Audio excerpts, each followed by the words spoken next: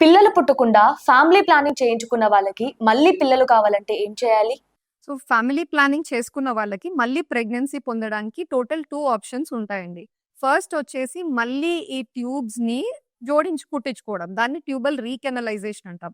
ఇది ఎప్పటినుంచో జరుగుతున్న ట్రీట్మెంట్.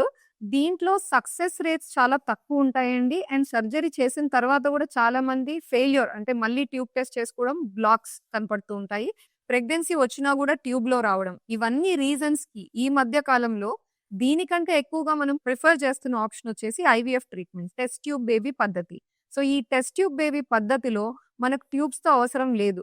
డైరెక్ట్‌గా అండాశయాల నుంచే మనం ఎగ్స్‌ని బయటకి తీసి, హస్బెండ్ కణాలను వేసి, పిండం తయారు చేసి, పిండంని గర్భసంచిలోకి మనం ఇంట్రొడ్యూస్ చేస్తున్నాం. సో, మనం చేసే ప్రొసీజర్‌లో ఎక్కడ కూడా ట్యూబ్‌కి అవసరం ఉండదు.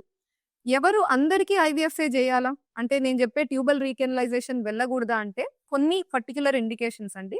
మీకు ఫ్యామిలీ ప్లానింగ్ అయ్యి 4 ఇయర్స్ కంటే ఎక్కువ దాటిపోయింది.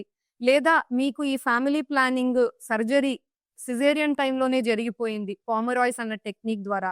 ఇలా ఏమన్నా జరిగి ఉంటే మాత్రము రీకెనలైజేషన్ ఆపరేషన్‌కి వెళ్ళడం బదులు మీరు ఐవీఎఫ్ లాంటి ఆప్షన్ మీరు చూజ్ చేసుకున్నట్టయితే మీ సక్సెస్ రేట్స్ ఆల్‌మోస్ట్ 60% టచ్ అయ్యే అవకాశాలుంటాయి.